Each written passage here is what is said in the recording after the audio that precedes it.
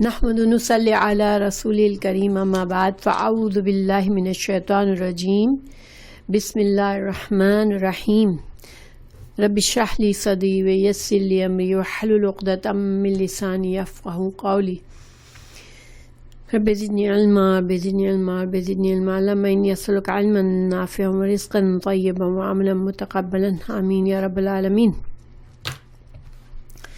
اعوذ باللہ من الشیطان الرجیم بسم اللہ الرحمن الرحیم یا ایہا الذین آمنوا لا تحرموا طیبات ما حل اللہ لکم ولا تعتدوا ان اللہ لا يحب المعتدین وَكُلُوا مِمَّا رَزَقَكُمُ اللَّهُ حَلَالًا طَيِّبًا وَاتَّقُوا اللَّهَ الَّذِي أَنتُم بِهِ مُؤْمِنُونَ۔ تو آیت کا ترجمہ ہے، اے لوگو جو ایمان لائے ہو، وہ پاکیزہ چیزیں حرام مت ٹھہراؤ جو اللہ نے تمہارے لیے حلال کی ہیں، اور حد سے نہ بڑھو، بے شک اللہ حد سے بڑھنے والوں سے محبت نہیں کرتا، اور اللہ نے تمہیں جو کچھ دیا ہے اس میں سے حلال طیب کھاؤ اور اللہ سے ڈرو جس پر تم ایمان رکھنے والے ہو۔ تو یہ تو رننگ ٹرانسلیشن تھا۔ اب آج کی آیت کا جو سیاق اور سباق چل رہا ہے اس سے کیا تعلق ہے، اس کو ذرا سا دیکھتے ہیں کہ سورہ المائدہ، جیسا کہ ہم نے شروع سے جانا کہ اللہ سبحانہ وتعالیٰ نے بہت سے احکامات کی تفصیلات بتائی ہیں، اور اس کے شروع میں اللہ تعالیٰ نے فرمایا تھا کہ اپنے عہدوں کا پاس رکھو، ٹھیک ہے، اوفو بالعقود، اپنے عہدوں کو پورا کرو۔ تو اسلام میں اللہ کا عہد جو ہے وہ سب سے بڑا عہد انسان کا کیا ہے؟ اللہ پر ایمان لانا۔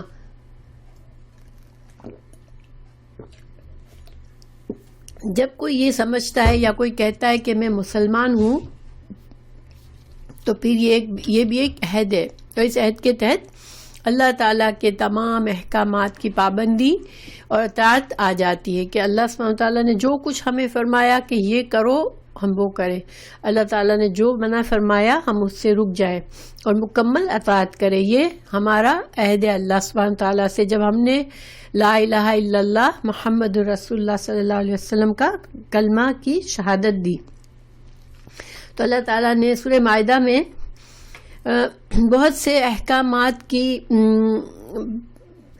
ایک تو جنرل رول بتایا، جنرل قاعدہ بتایا، پھر اس کی بہت سی تفصیلات، اس سے ریلیٹڈ کویسچنز۔ دیکھیں کوئی بھی حکم دیا جاتا ہے تو اس سے ریلیٹڈ بہت سے چھوٹے احکامات دماغ میں آتے ہیں، چھوٹے چیزیں آتی ہیں کہ اچھا یہ سچویشن ہو جائے تو ہم کیا کریں، اچھا وہ ہو جائے تو ہم کیا کریں۔ جیسے ہم کو نماز پڑھنی ہے، اب دماغ میں آیا کہ اچھا تو پانی نہیں ہے تو ہم کیا کریں، پھر پانی نہیں ملا تو ہم کیا کریں۔ اللہ سبحانہ تعالیٰ نے وضاحت فرما دی، پانی نہیں ہے تو تیمم کر لو۔ اسی طرح اگر کوئی انسان روزے رکھ رہا ہے، وہ سفر میں کیا کریں، ہم سفر میں تو بہت مشکل ہو جاتا ہے، اللہ سبحانہ تعالیٰ نے وضاحت فرما دی کہ سفر میں تم قصر کر سکتے ہو، روزوں کی قضا کر سکتے ہو۔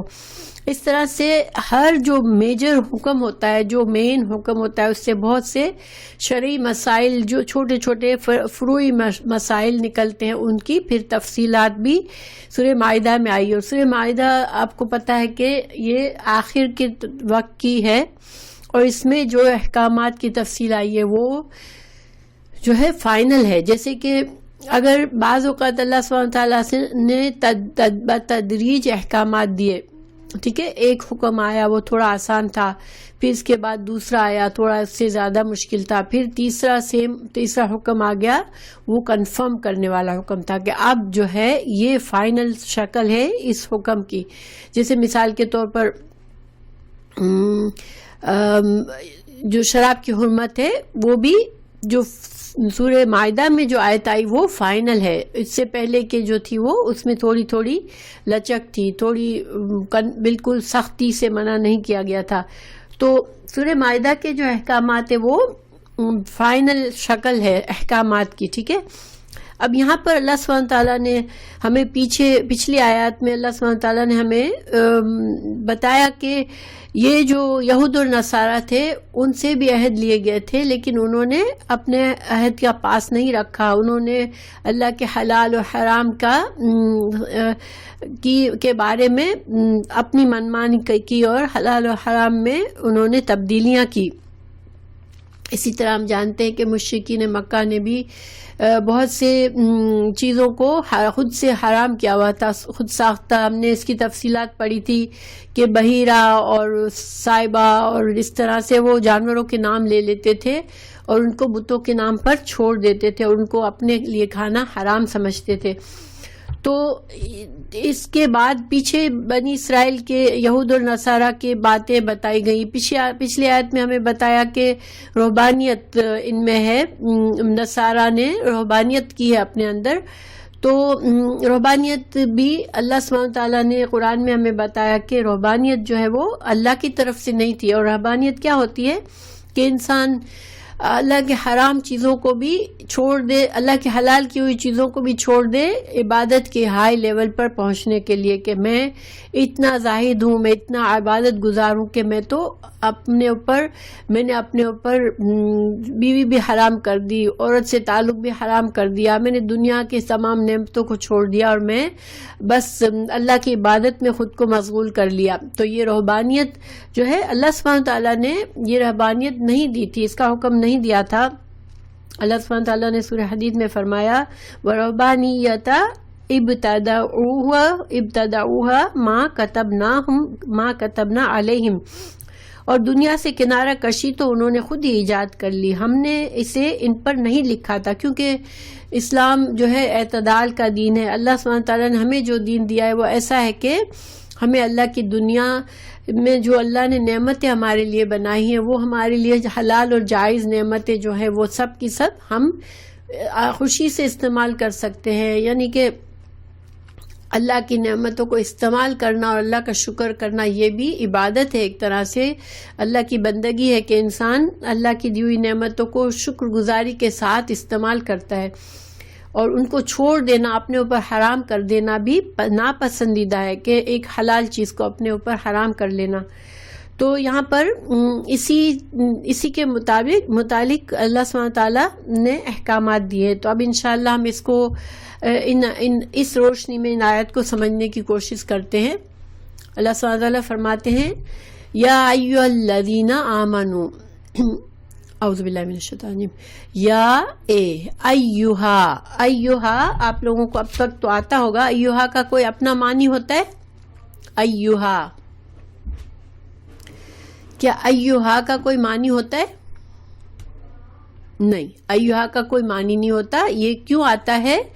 صرف جب الذین ال سے شروع ہونے والے نام کو پکارا جاتا ہے تو ایھا لگا دیا جاتا ہے, سوائے اللہ سبحانہ تعالیٰ کے نام کے, کیونکہ اللہ بھی ال سے شروع ہوتا ہے لیکن وہاں پر ایو نہیں لگاتے ہم. اللہ سبحانہ تعالیٰ کے لفظ جلالہ, جو آپ اللہ سبحانہ تعالیٰ کے نام کی عظمت کے جو کچھ خاص نشانیاں ہیں اس میں سے ایک یہ بھی خصوصیت ہے, ٹھیک ہے. تو ایھا ایھا الذین, وہ لوگوں جو, اور الذین کیا ہے, واحد ہے یا جمع ہے؟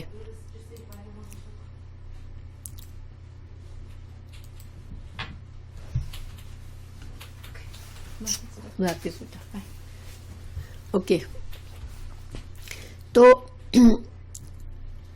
الذین واحد ہے, جمع ہے, ماشاءاللہ جمع ہے. الذی اس کی واحد ہے. آمنو جو ایمان لائے ہو, اور آمنو واحد ہے یا جمع ہے؟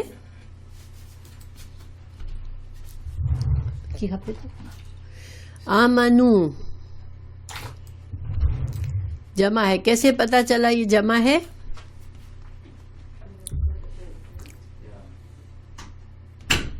واو سے, ماشاءاللہ.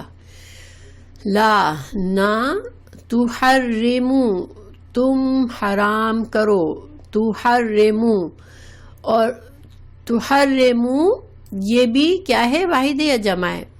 تحرمو جمع ہے، ماشاءاللہ، واو ہے اس میں بھی، اور تا سے تو، نہ تم حرام کرو، یہ امر کا صیغہ ہے، حکم دیا جا رہا ہے، تم حرام مت کرو، لا پہلے آ گیا تو نہیں ہو گیا، نہ تم حرام کرو، طیبات پاکیزہ، پاکیزہ چیزوں کو، طیبات، طیبات کی واحد کون بتائے گا؟ طیبات،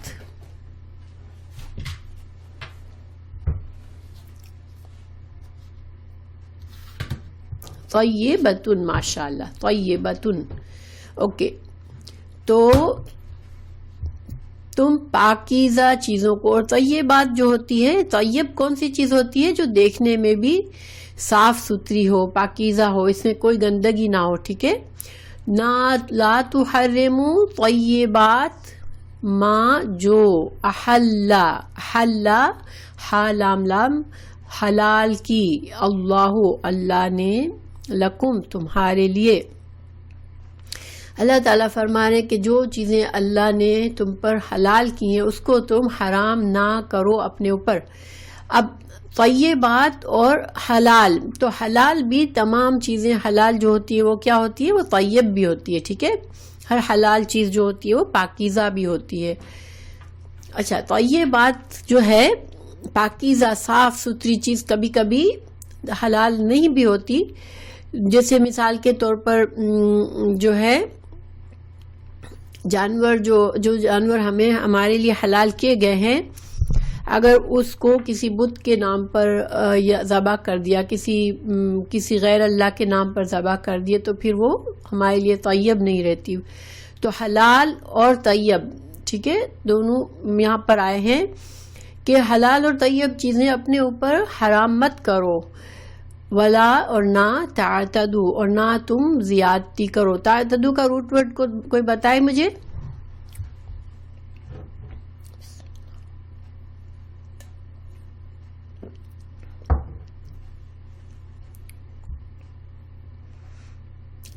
عین دال واو، عین دال واو، ماشاءاللہ، عدو دشمنی کے لیے بھی یہی لفظ آتا ہے۔ تو نہ تم زیادتی کرو، دشمن کو عدوون کیوں کہتے ہیں؟ کہ وہ حد سے بڑھ جاتا ہے کسی کی نفرت میں، تو نہ تم زیادتی کرو، ٹھیک ہے؟ ان اللہ، بے شک اللہ تعالی، لا نہیں، یحبو، اس کا روٹ ورڈ کیا ہوگا؟ یحبو، ہا بابا، ٹھیک ہے، نہیں محبت کرتا، نہیں پسند کرتا، المعتدین حد سے بڑھنے والوں کو، اور معتدین کی واحد کیسے بنائیں گے؟ المعتدین،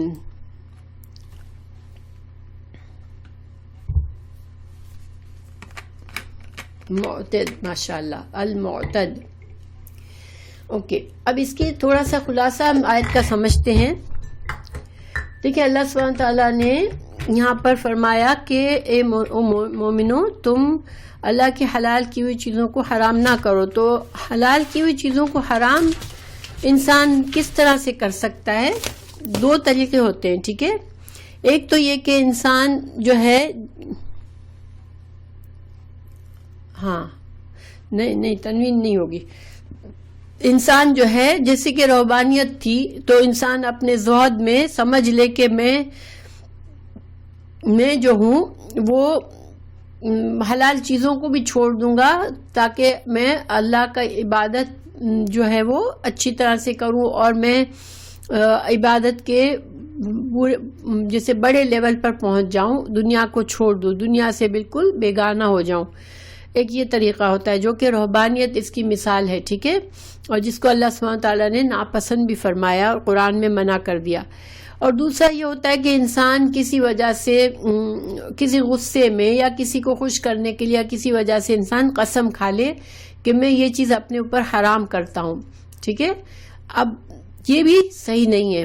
جیسے رسول اللہ صلی اللہ علیہ وسلم نے سورہ تحریم میں آپ صلی اللہ علیہ وسلم نے اپنے اوپر شہد کو حرام کرنے کے لیے کہا تو اللہ سبحانہ تعالیٰ نے فوراً منع فرما دیا کہ اے رسول صلی اللہ علیہ وسلم آپ جو ہے اللہ کے حلال کی ہوئی چیزوں کو اپنے اوپر حرام کیوں کرتے ہو.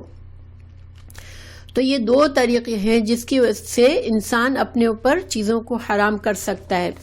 تو اس کے لیے مثال میں ایک حدیث بیان کی جاتی ہے کہ 3 آدمی رسول اللہ صلی اللہ علیہ وسلم کی بیویوں کے گھروں میں آئے, ٹھیک ہے, اور وہ رسول اللہ صلی اللہ علیہ وسلم کی متعلق دریافت کر رہے تھے جب کہ یعنی کہ آپ عبادت کیا کرتے ہیں, گھر میں جب ہوتے تو آپ کس طرح عبادت کرتے ہیں, کیا کیا کرتے ہیں.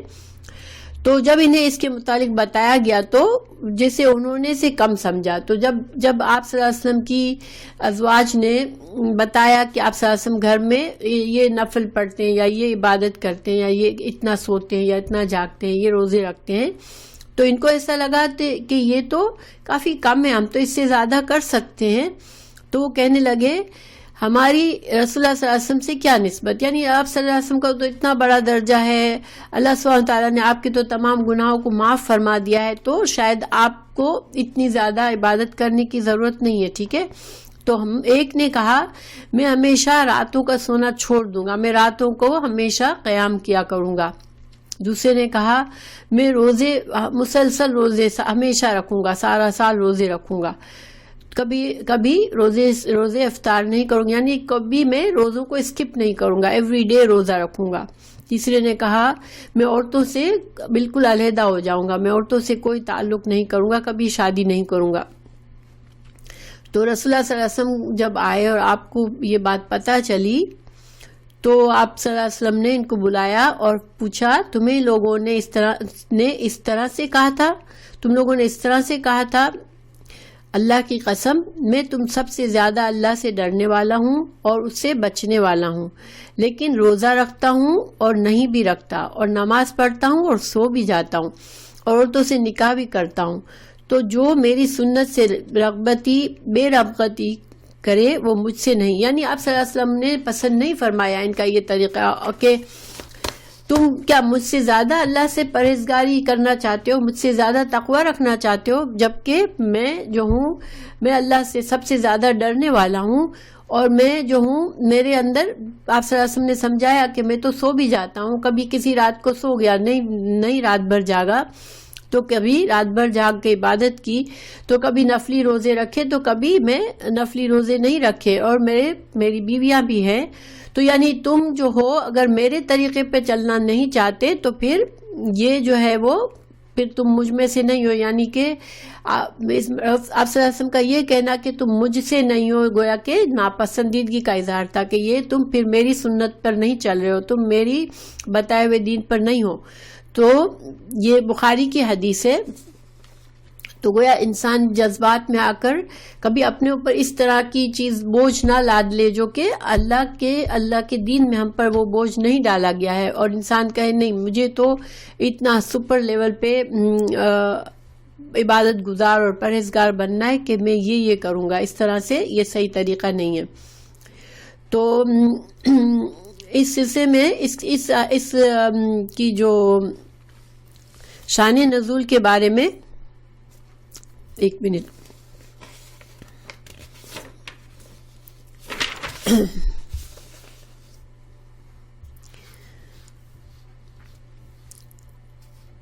اچھا نہیں, اس کی شان نزول کی نہیں ہے, ٹھیک ہے, سوری, میرے نوٹس میں نے تھوڑے مکس اپ کر دیے تھے.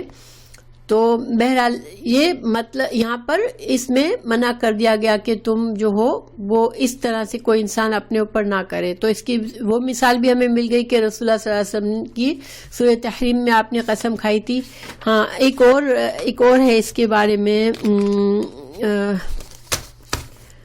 کہ حضرت اس کے سامنے میرے سامنے حدیث تو نہیں ہے, لیکن واقعہ نہیں ہے میرے سامنے, لیکن حضرت ابوبکر صدیق جو تھے انہوں نے غصے میں قسم کھائی تھی اپنے کسی رشتہ دار کی مالی مدد نہ کرنے کی, کیونکہ انہوں نے حضرت عائشہ کے بارے میں کچھ غلط باتیں پھیلائی تھی. لیکن پھیلائی تو نہیں تھی لیکن اس میں حصہ لیا تھا افواہوں میں، تو اللہ سبحانہ تعالیٰ نے ان کو بھی قرآن میں آیت نازل فرما کے ان کو بھی منع کر دیا، اور انہوں نے اپنے اس رویے سے رجوع کر لیا کہ نہیں میں اس کی مدد کروں گا اب۔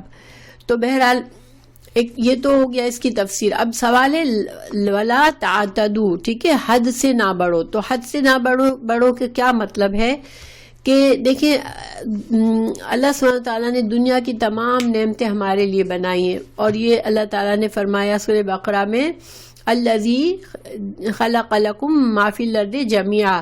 اس سے علماء یہ کہتے ہیں کہ تمام چیزیں اللہ سبحانہ تعالیٰ نے دنیا کی جو چیزیں بنائی ہیں وہ سب انسانوں کے لیے بنائی ہیں، اور وہ سب انسان کے لیے حلال ہیں، سوائے کچھ چند چیزوں کے جن کا ذکر قرآن اور حدیث میں آ گیا کہ یہ چیزیں حرام ہیں، اور اس کی کچھ تفصیل ہم نے سورہ مائدہ میں ہی پڑھ لی ہے شروع میں، کون سے جانور ہمارے لیے حرام ہے، اور کیا سنت سے بھی ہمیں جو چیزیں حرام ہیں وہ بتا دی گئی، ٹھیک ہے۔ تو گیا اللہ سبحانہ تعالیٰ نے جو اور رسول اللہ صلی اللہ علیہ وسلم نے جو ہمیں حلال اور حرام کی تفصیلات بتا دی، یہ اللہ کی حدیں ہیں، ٹھیک ہے، اللہ سبحانہ تعالیٰ کے قوانین ہیں۔ اللہ نے یہ حدیں ہم پر بنائی ہیں کہ اس حد کو تم مت پار کرنا، یہاں تک رک جانا، اس کے آگے مت بڑھنا۔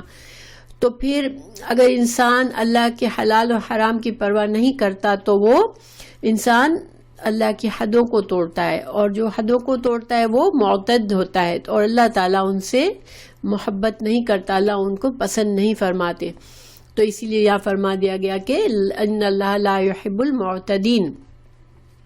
تو انشاءاللہ یہ آیت مکمل ہوئی۔ آئی ہوپ کہ اس میں ہمارے لیے سمجھنے کے لیے سیکھنے کے لیے بات ہے۔ پہلی بات یہ کہ جو بھی نعمتیں اللہ نے ہمیں دی ہے ان کو ہم خوشی سے استعمال کریں۔ دیکھیں ایون ہمارے پاس زیادہ دولت بھی ہے اور ہم اچھا کپڑا پہنتے ہیں، اچھا کھاتے ہیں، تو یہ بھی جائز ہے، اس میں کوئی وہ نہیں ہے۔ اللہ نے جب نعمت دی ہے اس کو استعمال کریں، اس میں کوئی برائی نہیں ہے۔ ہاں ہمارے دل میں اسراف نہیں ہونا چاہیے اور دکھاوا نہیں ہونا چاہیے، بلکہ اللہ کی شکر گزاری ہونی چاہیے۔ تو پھر ہم اللہ کی نعمتوں کو، تمام نعمتیں ہمارے لیے اللہ نے جو ہمیں دی ہم اس کو خوشی سے استعمال کر سکتے ہیں۔ پھر بخل کرنے کی ضرورت نہیں ہے کہ میں اپنی جو اللہ نے مجھے اتنی نعمتیں دی ہے پھر بھی میں ان کو استعمال نہ کروں کہ کہیں میں گنہگار نہ ہو جاؤں، ایسا نہیں ہوتا، ٹھیک ہے۔ اب اگلی آیت ہے لا یؤاخذکم، اچھا وَکُلُوا، اور کھاؤ، مما، اس میں سے جو رزقکم، رزق دیا تم کو، اللہ نے، حلالن، حلال، طیبن، طیب، واتقوا، اور تقوی کرو، ڈرو، اللہ سے، الذی، وہ ذات، انتم، تم، بھی، ساتھ اس کے، مؤمنون۔ تو یہاں پر مطلب یہی ہے اس آیت کا، یہ پیچھے سے تعلق ہے اس کا کہ حلال اور حرام تم جو ہے اس کی یہ ایمان کا تقاضا ہے۔ انسان جو اللہ نے حلال و حرام ہمارے لیے مقرر کیے وہ جو ہے اس کو فالو کرنا، یہ تقوی ہے، اور اللہ کا تقوی کر کے انسان اس کی حدوں کو پار کرنے کی کوشش نہ کرے۔ اگر ایمان رکھتا ہے تو ایمان کا حصہ کیا ہے کہ جو بھی اللہ نے حلال کہا اس کو حلال سمجھے، جو اللہ نے حرام کیا اس کو حرام سمجھے، اور اس معاملے میں اللہ کا خوف رکھے کہ اپنی طرف سے اس میں ان حدود کو نہ توڑے۔ پھر لا یؤاخذکم، لا نہیں، یؤاخذو، مواخذہ کرے گا، کم تمہارا، اللہ باللغوی، ساتھ لغو کے، فی میں، ایمانکم، ایمان کیا ہے، واحد ہے یا جمع ہے؟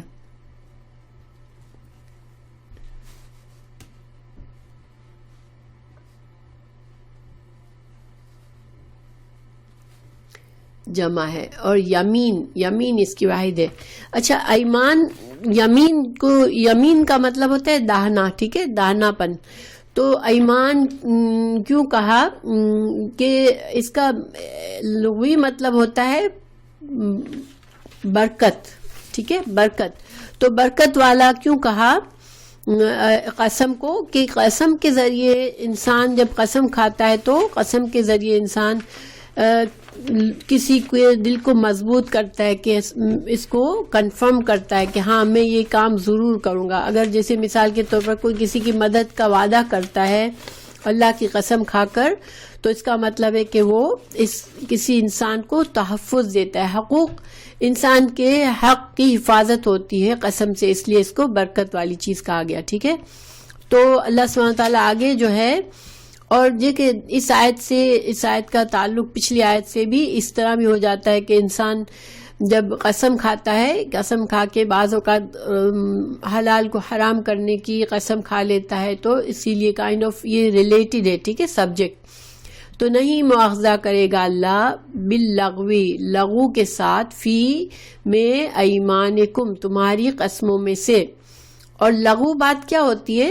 بیکار, بیہودہ, بے مقصد, جس کا کوئی مقصد نہیں ہے. ٹھیک ہے, تو بے مقصد تمہاری جو بیکار بے مقصد کی جو قسمیں ہوتی ہیں, یعنی کہ بعض اوقات آپ نے سنا ہوگا لوگ واللہ واللہ واللہ,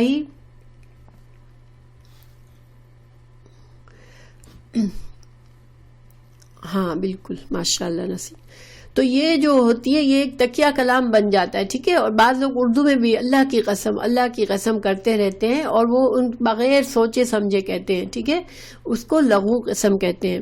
تو اللہ سبحانہ تعالیٰ کہتے ہیں کہ لغو قسم کا مواخذہ اللہ نہیں کرے گا, اس کی پکڑ نہیں کرے گا. کیا مطلب ہے کہ قسم جو ہے وہ ایک وعدہ ہے. ٹھیک ہے, قسم اللہ کا نام لے کے جب انسان وعدہ کرتا ہے, اور اگر پھر اس وعدے کو پورا نہیں کرتا تو پھر یہ ایک مواخذہ ہوتا ہے اس کا, اللہ کو جواب دینا پڑے گا. ٹھیک ہے, کہ تم نے اللہ کا نام لے کے وعدہ کیا اور پورا نہیں کیا, اس لیے. لیکن جب انسان کوئی عادتاً ہر وقت قسم کھاتا رہتا ہے تو اللہ سبحانہ تعالیٰ اس کو لغو قسم کہتے ہیں. اور اللہ تعالیٰ فرما رہے ہیں کہ ایسی قسم کا مواخذہ نہیں, یعنی کہ اس کا کوئی کفارہ نہیں ہوتا. ٹھیک ہے, تو مگر یہ کوئی پسندیدہ چیز نہیں ہے. جس چیز کو اللہ سبحانہ تعالیٰ لغو کہتے ہیں, بے مقصد, بیہودہ, بیکار کہتے ہیں جس کام کو, اس کو کرنا, کوئی اس کی عادت ڈالنا, یہ اچھی بات نہیں ہے. ٹھیک ہے, لیکن بہرحال اس کے لیے کفارہ نہیں ہے ایسی قسم کا.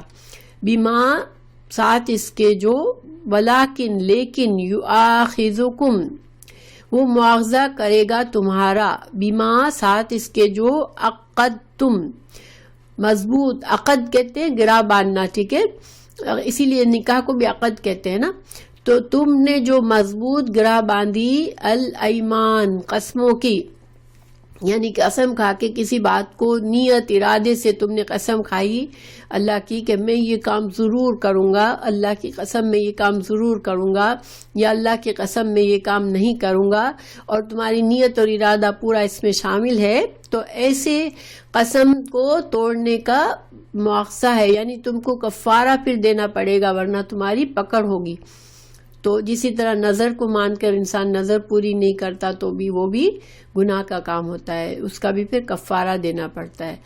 تو کفارہ کیا ہوتا ہے اللہ تعالیٰ بتا رہے ہیں, کفارتہ, اس کا کفارہ, اس قسم کے توڑنے کا کفارہ, اطعامو کھانا کھلانا ہے, عشرتی 10 مساکین مسکینوں کو. تو 10 مسکینوں کو کھانا کھلانا ہے, من سے, اوسط درجے کا, ماں جو, تطعمون تم کھلاتے ہو, اہلیکم اپنے گھر والوں کو. تو اگر کسی نے باقاعدہ قسم کھائی پورے ارادے سے, پھر اس قسم کا کام نہ کیا یا اس قسم کو توڑا, تو پھر اس کو کفارہ دینا پڑے گا ورنہ اس کو گناہ ملے گا, اس کو اللہ سبحانہ تعالیٰ کو جواب دینا پڑے گا. اور کفارہ کیا ہے؟ 10 مسکین کا کھانا, اور کھانا کیسا ہو؟ اوسط درجے کا, جو کہ تم اپنے گھر والوں کو کھلاتے ہو. اب اوسط, وسط کے معنی جو ہیں کچھ علماء نے بہترین بھی کیا ہے, کیونکہ آپ کو پتہ ہے امت الوسط ہمیں کہا گیا, تم بہترین امت ہو. تو وسط کا معنی قرآن میں بہترین بھی کیا گیا ہے اور میانہ روی, درمیانہ بھی کیا ہے. تو کچھ علماء نے کہا کہ جو اچھا کھانا ہم کبھی اپنے گھر والوں کو کھلاتے ہیں ویسا کھانا، اچھے اسٹینڈرڈ کا کھانا کھلانا پڑے گا 10 مسکینوں کو. اور کچھ نے کہا جو ہم عام کھانا گھر میں کھاتے ہیں اوسط درمیانہ رویس درمیانہ قسم کا کھانا وہ کھلانا پڑے گا 10 مسکینوں کو. ٹھیک ہے، اگر تم نہ کرو یہ تو پھر کیا ہے، او یا کسوتہم کپڑا پہنانا ہے، او یا پھر 10 لوگوں کو کھانا نہیں کھلا رہے تو ان کو کپڑا مہیا کرنا، ان کو کپڑا پہنانا ہے. اور کپڑا پہنانے میں بھی علماء کے مختلف اقوال ہیں. تو ایک یہ ہے قول کہ اتنا کپڑا ہو کہ سطر چھپ جائے ایک انسان کا کہ وہ نماز پڑھ سکے. ٹھیک ہے، نماز کے لیے سطر چھپانا ضروری ہوتا ہے. تو مردوں کا سطر کم ہے عورتوں کے مقابلے میں، تو سطر چھپ جائے اتنا کپڑا پہنا دو. تو 10 مسکینوں کو کپڑا پہناؤ یا 10 مسکینوں کو کھانا کھلاؤ. او یا اگر وہ اوپر کی 2 چیزیں نہیں کرتے تو کیا کرو، تحریرو آزاد کرو، رقبتن ایک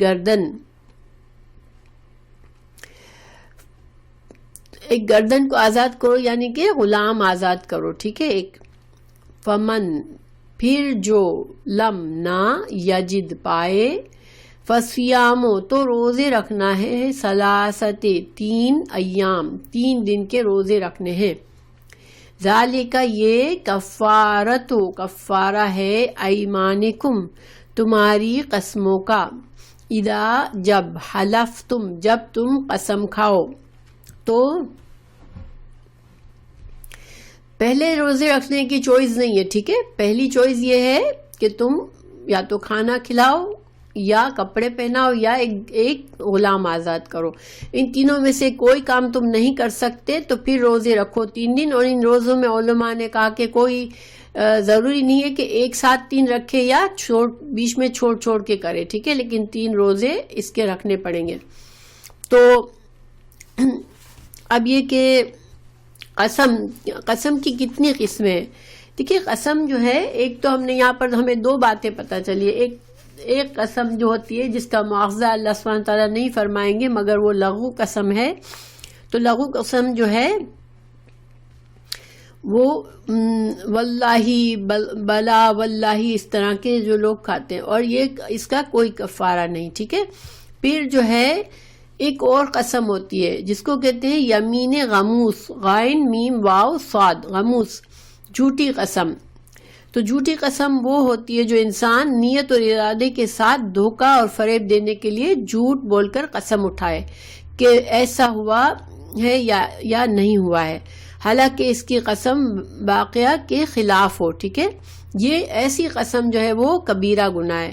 کوئی انسان قسم اس لیے کھاتا ہے کہ اپنے جھوٹ کو چھپائے اور جھوٹ کو سچ کر کے بتائے، اللہ کی قسم میں نے ایسا کیا ہے یا میں نے ایسے دیکھا ہے یا اصل حقیقت یہ ہے، اور اصل حقیقت وہ نہ ہو تو یہ کبیرہ گناہ ہے. کبیرہ گناہ وہ گناہ ہوتے ہیں جو خود سے معاف نہیں ہوتے. جیسے دیکھیں چھوٹے گناہ ہوتے ہیں وہ ہم نے وضو کیا بہت سے گناہ صاف ہو گئے، اللہ سبحانہ تعالیٰ نے ہمارے ریئلائز کیے بغیر وہ گناہ ہمارے سے ان کا عذاب ہٹا دیا.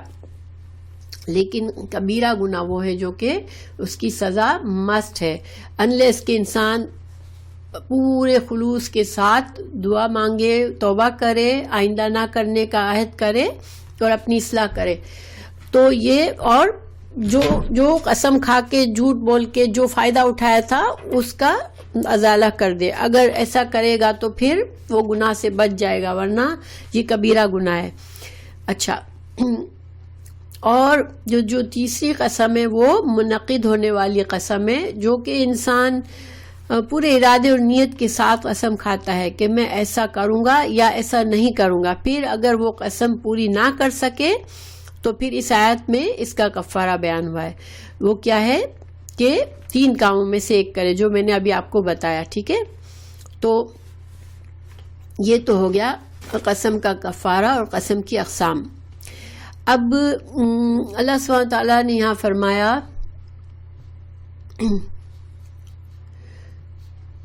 ذالک یہ کفارتو کفارہ ہے ایمانکم تمہاری قسموں کا، اذا جب حلفتم تم قسم کھاؤ، واحفظوا اور حفاظت کرو، ایمانکم تمہاری قسموں کی حفاظت کرو. ٹھیک ہے، یہ مزید تاکید آ گئی کہ تم قسم کھاؤ اگر تو پھر اس کو پورا کرو، اس کو توڑنے سے پرہیز کرو، کیونکہ قسم بھی ایک وعدہ ہے، پکا وعدہ کیا ہے تم نے اللہ کے نام پر. ٹھیک ہے، تو لیکن بعض اوقات دیکھیں ایسا ہو سکتا ہے کہ انسان کسی گناہ کے کام کرنے کی قسم کھا لیتا ہے اور اسے پتہ چلتا ہے کہ یہ کام تو جائز تھا ہی نہیں شریعت میں، تو ایسی قسم کو توڑنا مست ہوتا ہے. ٹھیک ہے، یہ حفاظت کیسی قسموں کی ہے؟ جو کسی اچھے کام کرنے کے لیے کی گئی ہو، جو کہ گناہ کا کام نہ ہو، تو پھر اس کو توڑو نہیں، اس کو پورا کرو.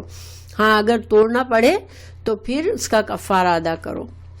اچھا، لیکن بعض اوقات انسان قسم کھاتا ہے جیسے کوئی کام کرنے کی، لیکن اس کام کے کرنے سے وہ کام تو اچھا ہوتا ہے، لیکن اس کام کے کرنے سے دوسرا ایک بڑا اچھا کام رہ جاتا ہے. ٹھیک ہے، تو پھر کیا کرے؟ قسم کو توڑ کے زیادہ اچھا کام کو کر لے. ٹھیک ہے، اس کے لیے آپ صلی اللہ علیہ وسلم نے ایک حدیث میں فرمایا کہ جب تم کسی کام پر قسم کھاؤ اور اس کے علاوہ دوسرے کام کو بہتر سمجھو تو بہتر کام کو کر لو اور قسم کا کفارہ ادا کر دو. یہ بخاری کی حدیث ہے. ٹھیک ہے، تو اب اس کے بارے میں ایک اور لمبی حدیث بھی بیان کی جاتی ہے، میں آپ کو انشاءاللہ وہ بھی پڑھ کے سناتی ہوں. حضرت عبداللہ بن رواحہ جو تھے، ان کے گھر میں کچھ یتیم مہمان آئے تھے. ٹھیک ہے، آپ کو پتہ ہے کہ مہمان نوازی اسلام میں بہت زیادہ انکریج کی گئی ہے. تو جب مہمان آئے، عبداللہ بن رواحہ جو تھے وہ گھر میں نہیں تھے جب مہمان آئے، تو اور ان کے پیچھے سے گھر پر کچھ یتیم اور مہمان آ گئے. تو جب رات کو وہ گھر آئے، خود جب واپس لوٹے تو انہوں نے یتیموں سے پوچھا کیا تم نے میرے مہمانوں یعنی یتیموں کے بارے میں اپنے گھر والوں سے، اپنی بیوی سے پوچھا، بیوی یا جو بھی تھے ان سے، کہ کیا تم نے میرے مہمانوں کو شام کا کھانا کھلایا ہے؟ انہوں نے کہا کہ ہم تو آپ کا انتظار کرتے رہے کہ آپ آئیں گے تو پھر کھانا کھائیں گے. عبداللہ بن رواحہ کو غصہ آ گیا، یعنی وہ ناراض ہوئے کہ گھر میں مہمان آئے بیٹھے اور تم نے میرا انتظار کیا کہ میں آؤں جب تم ان کو کھانا دو گی. تو ان کو بڑا غصہ آیا، انہوں نے قسم کھا لی، واللہ لا اکلو لیلتن، آج رات میں کچھ کھاؤں گا ہی نہیں. یعنی کہ غصے میں قسم کھا لی کہ تم نے ایسا کیوں کیا، اب میں کھانا خود بھی نہیں کھاؤں گا. تو اللہ کی قسم آج میں رات کا کھانا نہیں کھاؤں گا، تم نے میری طبیعت ہی خراب کر دی ہے. تو مہمان نے کہا کہ پھر میں بھی نہیں کھاؤں گا. اب مہمانوں نے جب یہ دیکھا کہ وہ غصے میں آئے اور قسم کھا لی کہ وہ کھانا نہیں کھائیں گے، تو مہمان نے کہا کہ میں بھی نہیں کھاؤں گا. اور یتیم تھے جو ساتھ ان کے، انہوں نے بھی کہا ہم بھی نہیں کھائیں گے. جب یہ بات عبداللہ بن رواحہ نے دیکھی تو اس نے کھانا کھا لیا اور باقی ساروں نے بھی کھانا کھا لیا. پھر وہ نبی صلی اللہ علیہ وسلم کے پاس آئے اور ساری بات بتائی. ظاہری بات ہے قسم کھائی تھی اور پھر کھانا کھایا تھا تو ان کو پریشانی بھی تھی کہ میں نے قسم توڑ دی. تو وہ رسول اللہ صلی اللہ علیہ وسلم کے پاس آئے اور ان کو سارا واقعہ بتایا. تو آپ صلی اللہ علیہ وسلم نے فرمایا تو نے رحمان کی اطاعت کی اور شیطان کی نافرمانی کی ہے. اور اطاعت الرحمان اطاعت الرحمان وعصیت شیطان، یعنی تو نے درست کیا کہ کھانا کھا لیا. یہ مطلب تھا کہ کھانا کھا کر تم نے اللہ کی فرما برداری کی ہے، کیونکہ کھانا نہ کھانے کی قسم ایک ضد اور غصے میں کر لی تھی. ٹھیک ہے، تو یہ روایت جو ہے اس سے ملتی یہ روایت جو پرسنلی جو میں نے سنائی، وہ اس کا جو حکم ہے وہ تھوڑا سا ضعیف ہے، یعنی کہ بہت اسٹرانگ حدیث نہیں ہے یہ، لیکن اس کے برابر بخاری اور مسلم میں بھی حدیث ہے. وہ اس طرح کا واقعہ حضرت ابو بکر صدیق کے گھر میں بھی ہوا تھا. ٹھیک ہے، تو یہ جو حکم ہے وہ صحیح ہے. اور حکم کیا نکلا اس کا کہ انسان کو رحمان کی اطاعت کی اور شیطان کی اطاعت نہیں کی، تو یہ ان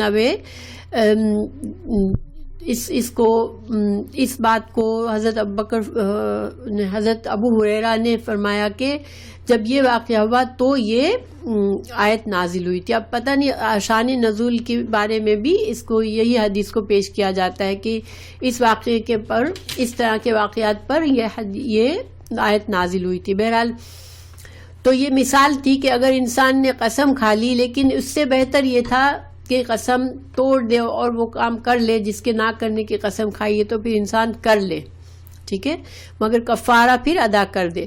اب اس کے بارے میں بھی جیسے کچھ علماء کے اختلافات ہیں کہ گناہ کا کام کرنے کا اگر کر لیا ہو اور پھر قسم توڑے تو کیا کرے, کیا اس پہ بھی کفارہ دے؟ تو اس کے بارے میں علماء کے مختلف اقوال ہیں. کسی نے کہا کہ اس میں بھی دے اور کسی نے کہا نہ دے, ٹھیک ہے, اس کا کفارہ نہ ہوگا کیونکہ وہ کام گناہ کا ہی تھا.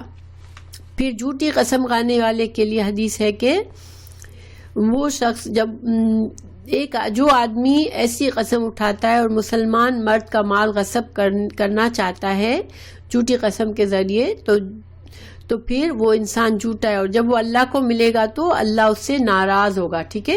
تو یہ اس کے لیے وعید ہے, یہ مسلم کی حدیث ہے. تو بہرحال خلاصہ کیا ہوا کہ انسان کو اپنے جو منہ سے باتیں ہمارے نکلتی ہے اس میں ہمیں خیال رکھنا چاہیے, اور قسم کی عادت نہیں ڈالنی چاہیے, نہ لغو قسم کی عادت ڈالنی چاہیے, نہ بات بات پر قسم کھانا چاہیے. ہاں سچا انسان ہوتا ہے, اپنے جو بھی فیصلہ کرے, جو وعدے کرے وہ سچ کرے, انلیس کہ کہیں ضرورت ہے قسم سے کسی کو یقین دلانے کی تو قسم کھائے, ٹھیک ہے.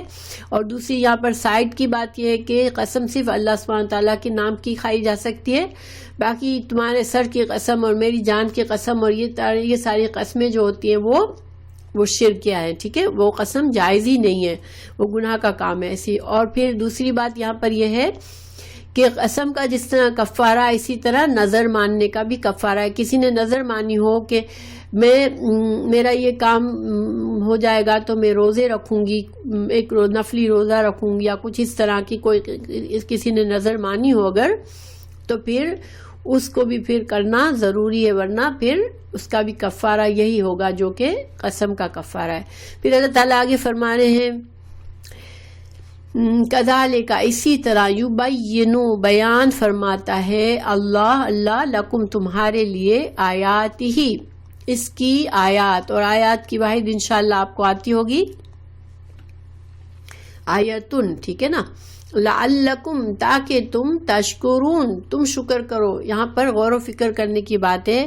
اللہ سبحانہ تعالیٰ نے یہاں پر ایک حکم بتایا اور اس کا اگر اس حکم کو پورا نہ کر سکے قسم کو انسان تو کفارہ ادا کر دے. اللہ سبحانہ تعالیٰ نے گناہ سے بچنے کے لیے کفارہ بھی بیان کر دیا.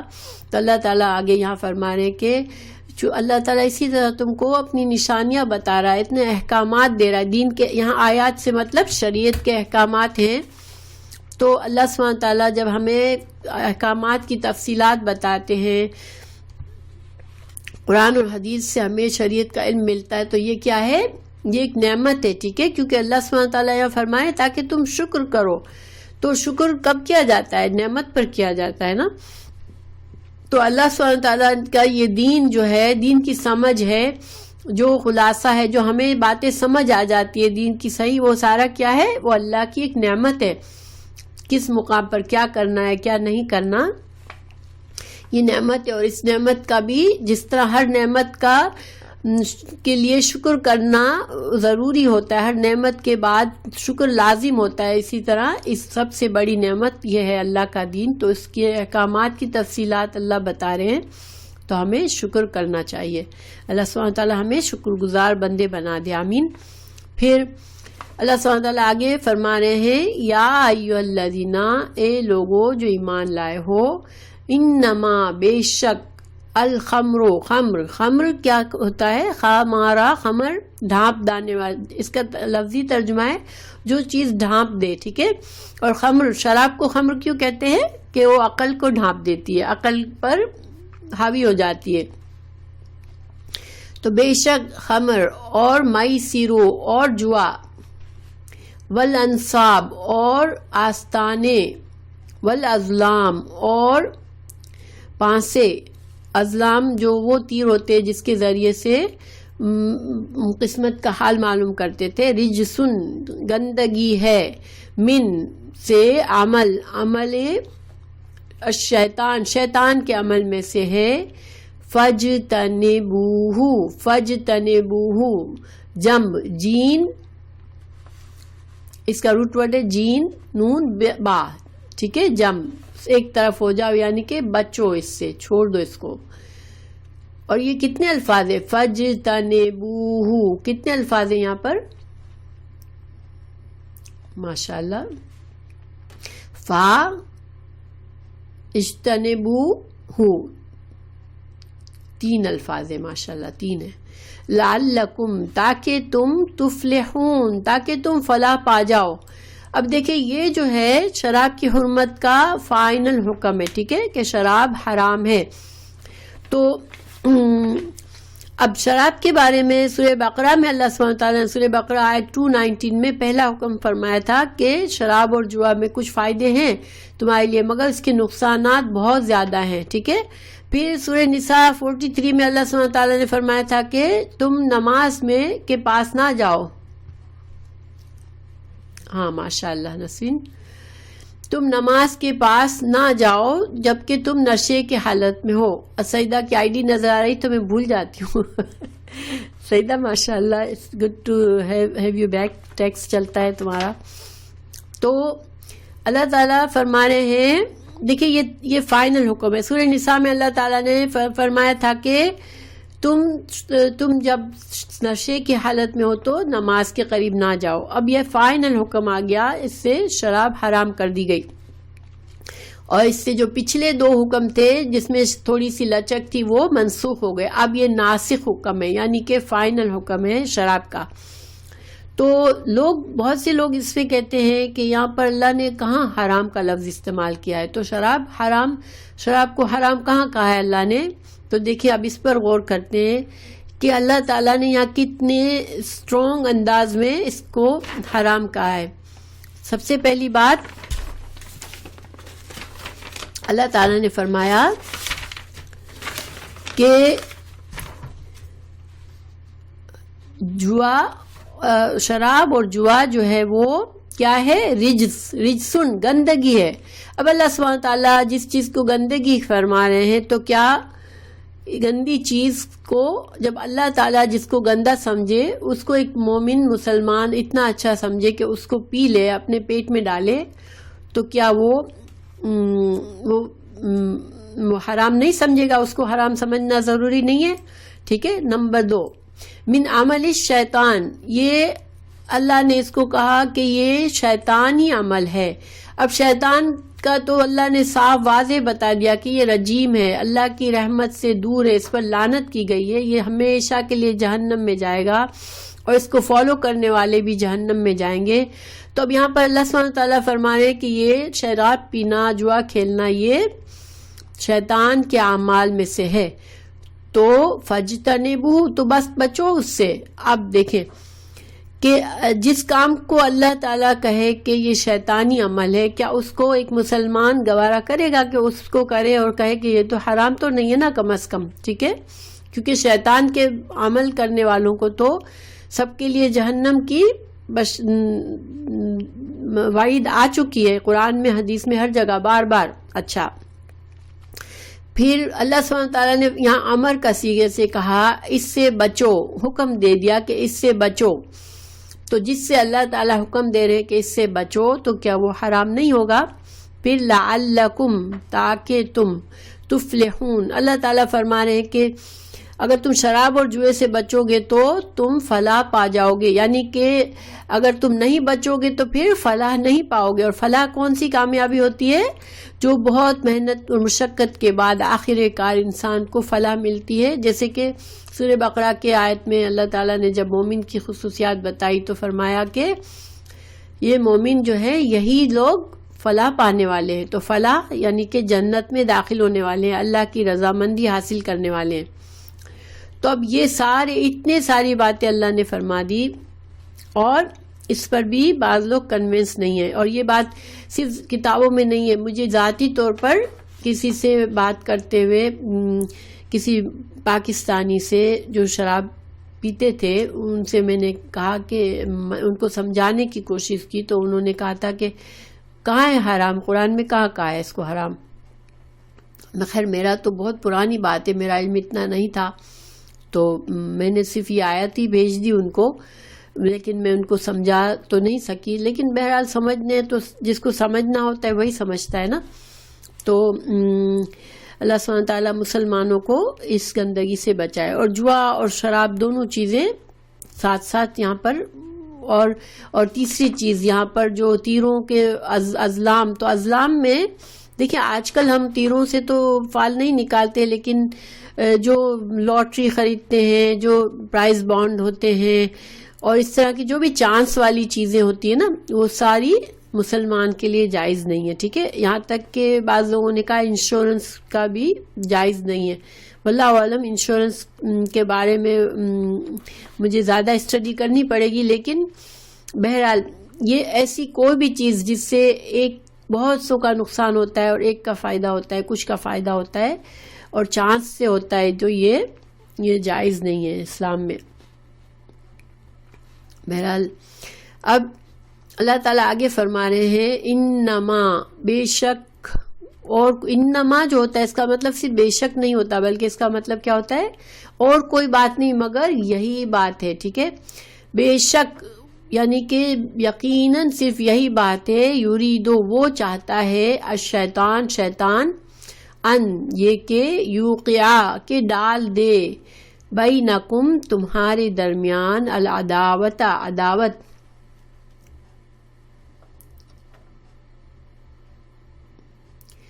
دیکھیے prize bond is like a lottery نا، پرائز بانڈ بھی تو لاٹری ہی ہوتی ہے نا، کہ سوری تو پرائز بانڈ بھی لاٹری میں ہی آتے ہیں. فسیہ آئی ڈونٹ نو کہ اس کے بارے میں کیوں ڈفرینٹ رائے ہوگی، لیکن بہرحال دیکھیں بہت سی چیزوں کے بارے میں رائے رکھ لینا تو آسان ہوتا ہے. اوہ سوری فسیہ آپ کو آواز آتی ہوگی انشاءاللہ. تو بہرحال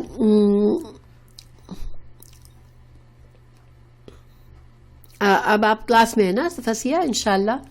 اوکے. تو اللہ سبحانہ وتعالیٰ فرما رہے ہیں انما بے شک، یرید الشیطان چاہتا ہے شیطان، ان یہ کہ یوقع ڈال دے، بینکم تمہارے درمیان، العداوت عداوت، والبغضاء اور دشمنی بغض، فی الخمر شراب میں، والمیسر جوئے میں، ویصدکم اور وہ روک دے تم کو، ان سے ذکر اللہ اللہ کے ذکر سے،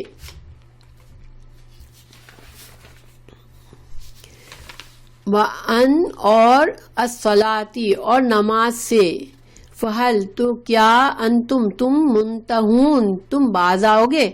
اب دیکھو یہاں پر اور شدید مزید تاکید آ گئی، اور اللہ تعالیٰ نے یہاں وجہ بھی بتائی کہ اس کے ذریعے شیطان، جب تم شراب اور جوا کی اپنے لیے جائز سمجھ لیتے ہو تو کیا ہوتا ہے کہ شراب اور جوا کے ذریعے شیطان تمہارے درمیان دشمنی ڈلواتا ہے. ٹھیک ہے، کیونکہ دیکھیں شراب کے نشے میں انسان کو اپنا کچھ بھی یاد نہیں رہتا، اچھا برا، اپنے گھر والوں کو کیا کر رہا ہوتا ہے یا اپنے دوستوں کے ساتھ وہ کیا کر رہا ہوتا ہے.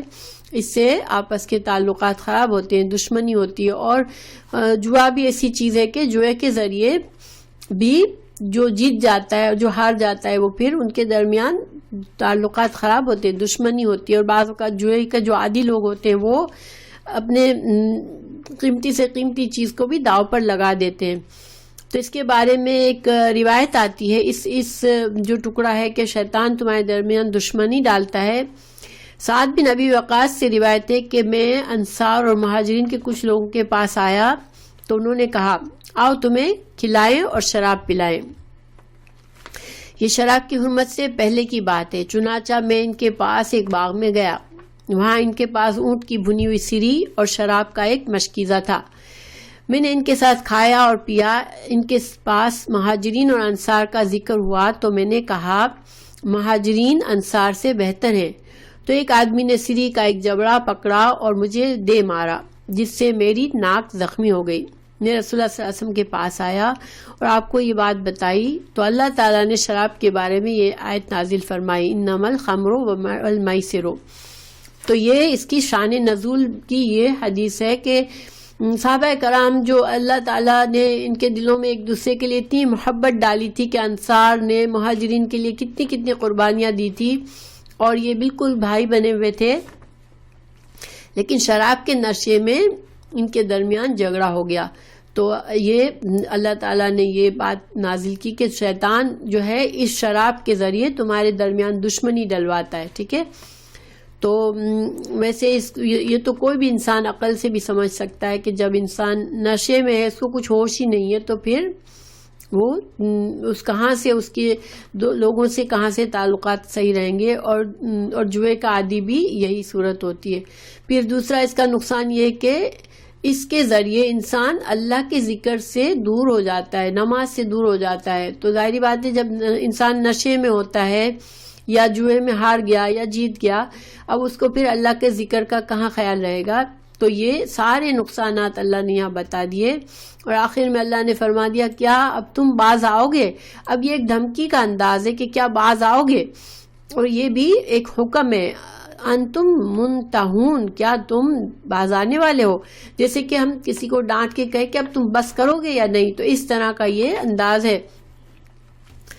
تو جب یہ آیت نازل ہوئی تو صحابہ کرام ایک دم پکار اٹھے کہ ہم باز آ گئے، اور اس وقت یہ حال ہوا تھا کہ کسی کے منہ کے اندر ایک لاسٹ گھونٹ ڈالا تھا شراب کا، اس نے وہ گھونٹ بھی نکال دیا، کسی نے گھونٹ ابھی اتارا تھا، اس نے کہہ کر کے وہ نکال دی، اور جتنی شراب ان کے مٹکے تھے سب توڑ کر گلیوں میں بہا دیا گیا۔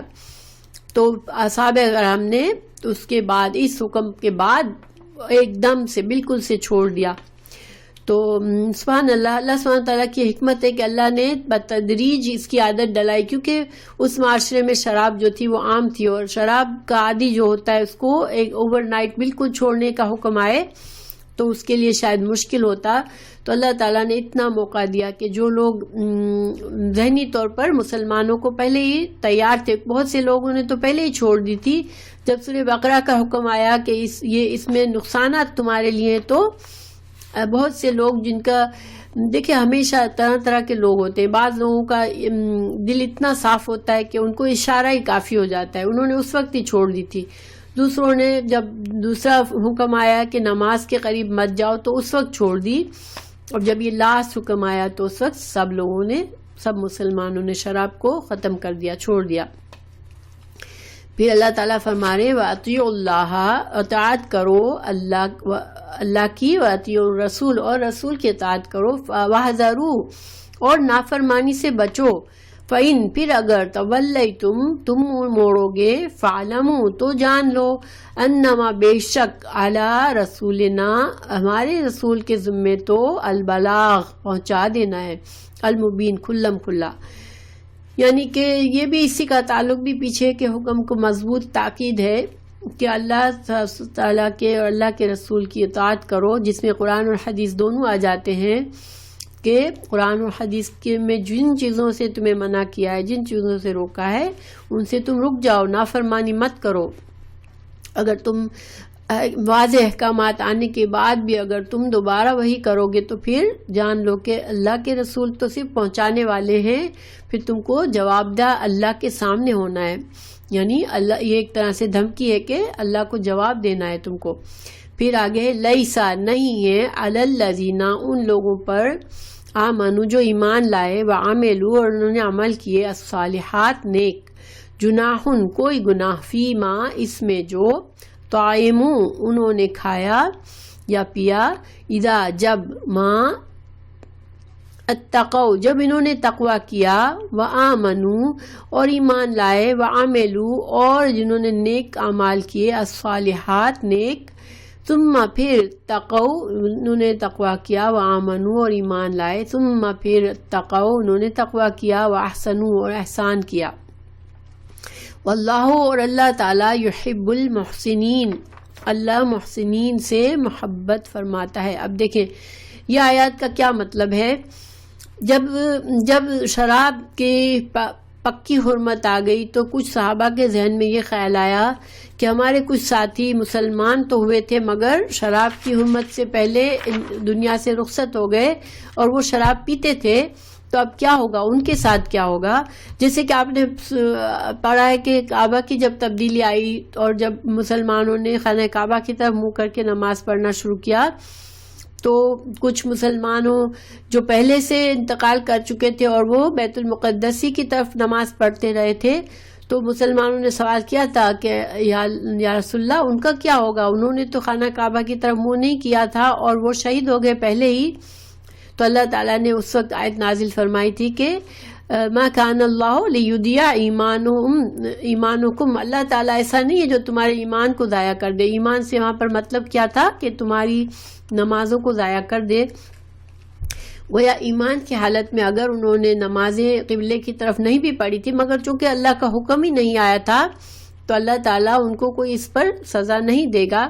تو اسی طرح اب شراب کا فائنل حکم آنے سے پہلے جو لوگ اس دنیا سے رخصت ہو گئے تو اس کے بارے میں صحابہ کو فکر ہوئی تو اللہ تعالیٰ نے اس کو واضح فرما دیا کہ نہیں، اللہ سبحانہ تعالیٰ جو ہے وہ ایسا نہیں ہے کہ جنہوں نے ایمان لائے تھے، جنہوں نے نیک اعمال کیے تھے، جنہوں نے اللہ کا تقویٰ کیا تھا اور جنہوں نے احسان کا رویہ کیا تھا تو اللہ ان کو ان کا اجر ضائع کر دے نہیں۔ جب تک ویسے بھی اسلام کا یہ قانون تھا، یعنی اب تو پورا دین آ چکا ہے، لیکن جب رسول اللہ صلی اللہ علیہ وسلم کے زمانے میں جتنے احکامات آئے تھے، اب انسان جو صحابہ کرام آدھے میں سے ہی حکم آنے سے پہلے ہی کسی حرمت کے پہلے ہی انتقال کر گئے تو وہ جواب دہ نہیں تھے، کیونکہ اللہ تعالیٰ جب اپنا کوئی حکم فرما دیتے اس کے بعد اس کو نہ پورا کرنا وہ نافرمانی ہے، لیکن جب حکم آیا ہی نہیں اس سے پہلے اگر انسان نے وہ کام کیا تو وہ اللہ سبحانہ تعالیٰ اس کو معاف فرما دیتے ہیں۔ اچھا، یہاں پر کچھ علماء نے یہاں پر چونکہ اللہ سبحانہ تعالیٰ نے 3 بار تقوی کا ذکر کیا، دیکھیں واتقوا اتقوا وآمنوا وعملوا الصالحات ثم اتقوا وآمنوا ثم اتقوا واحسنوا، 3 بار تقوی کا ذکر کیا ہے۔ تو علماء نے اس کے ڈفرینٹ معنی نکالے ہیں۔ تو ایک معنی یہ کیا گیا کہ دیکھیں تقوی کے ساتھ عمل جو نیک اعمال ہوتے ہیں وہ تقوی کے ساتھ ہی صحیح ہوتے ہیں۔ کیوں کہ تقوی کیا ہے؟ انسان کو یہ احساس ہو کہ اللہ مجھے دیکھ رہا ہے، مجھے اللہ کو جواب دینا ہے، اللہ کا خوف، اللہ کا ڈر۔ تو اللہ کے خوف اور ڈر کے ساتھ جو اعمال کیے جاتے ہیں اور وہ نیک اعمال جو شریعت کے مطابق ہوتے ہیں، تو وہ پہلا جو تھا یہ تھا کہ جو لوگ ایمان لائے اور جتنی حد تک ان کی زندگی میں اللہ تعالیٰ کا دین آ چکا تھا اس پر انہوں نے نیک اعمال کیے اس کے مطابق، ٹھیک ہے، اور اللہ کا تقویٰ کیا۔ پھر تقویٰ، یہ دوسرا تقویٰ کیا معنی رکھتا ہے؟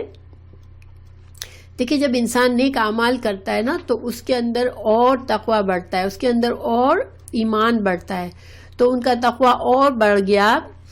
پھر انہوں نے اور تقویٰ کیا، ان کے اور نیکیاں کی انہوں نے اللہ کے خوف سے، تو پھر احسان کے درجے پر پہنچ گئے۔ اور عبادات میں اور معاملات میں احسان کا درجہ کیا ہوتا ہے؟ جب انسان عبادات کے بارے میں کہا گیا، حدیث جبریل میں ہے کہ اس طرح سے انسان نماز پڑھے جیسے اللہ کو دیکھ رہا ہے، جیسے اللہ میرے سامنے ہے اور میں نماز پڑھ رہا ہوں۔ کین یو امیجن وہ نماز کیسی ہوگی کہ انسان کو اللہ نظر آ رہا اور وہ نماز پڑھ رہا ہو۔ اور اگر ایسا نہیں وہ ہائیسٹ درجہ ہے نماز کا، اگر ایسا نہیں کر سکتے تو کم از کم اتنا ہو کہ اللہ مجھے دیکھ رہا ہے۔ جب ہم نماز میں ہمیں یہ احساس ہوتا ہے کہ میں اللہ کے سامنے کھڑا ہوں، تو آپ نے دیکھا ہوگا کبھی کبھار ہمیں یہ تجربہ ہوتا ہے کہ جب ہماری نیت بالکل اللہ کی طرف ہوتی ہے، حالانکہ نماز میں بہت سے خیالات ہمیشہ آتے رہتے ہیں، مگر بعض اوقات اللہ تعالیٰ ہمیں ایسی نماز عطا فرماتے ہیں جس میں ہمیں صرف اللہ کی طرف دھیان ہوتا ہے، اور وہ نماز اتنی خوبصورت ہوتی ہے کہ انسان کے آنکھوں سے آنسو بہنے لگتے ہیں، بس ایک خوف سا طاری ہوتا ہے انسان کے اوپر، اللہ سے محبت محسوس ہو رہی ہوتی ہے، اللہ کا تقویٰ محسوس ہو رہا ہوتا ہے، تو وہ احسان کا درجہ ہے۔ تو اللہ تعالیٰ نے اس لیے اس کو ریپیٹ کیا ہے، مگر مقصد کیا ہے کہ جو مسلمان مخلص مسلمان ایمان لائے اس وقت تک جتنے احکامات ان کو دیے گئے تھے وہ انہوں نے اس پر عمل کیا. اب وہ شراب کی حرمت سے پہلے چلے بھی گئے, دنیا سے رخصت ہو گئے, اور انہوں نے اگر شراب پی تھی اپنی زندگی میں تو اللہ سبحانہ تعالیٰ ان کو معاف فرما دیں گے. واللہ, اور اللہ تعالیٰ یحب المحسنین, اللہ محسنین سے محبت کرتا ہے. اللہ تعالیٰ ہمیں محسنین میں سے بنا دے, آمین. اللہم اجعلنا من المحسنین, اللہم اجعلنا من المحسنین, آمین.